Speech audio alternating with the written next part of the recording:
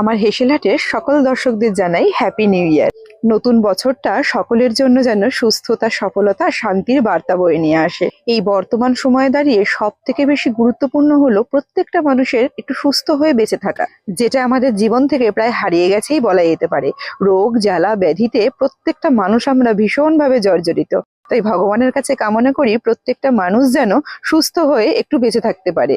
এক একটা নতুন বছর আমাদের সামনে কত নতুন নতুন আশা স্বপ্ন নিয়ে আসে। আবার কিছু কিছু আশা, কিছু কিছু স্বপ্ন আমাদের পূরণও হয়, আবার কিছু কিছু আশা, কিছু কিছু স্বপ্ন আমাদের পূরণও হয় না।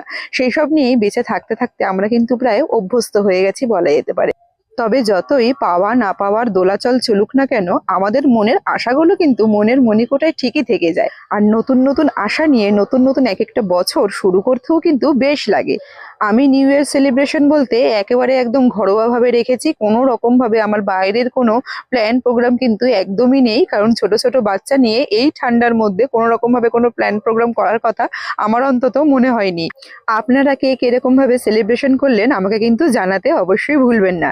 আর ভিডিও আর রেসিপি যদি ভালো লেগে থাকে অবশ্যই লাইক, কমেন্ট, শেয়ার করে একটু পাশে থাকবেন। দেখা হচ্ছে পরের রেসিপিতে। ধন্যবাদ।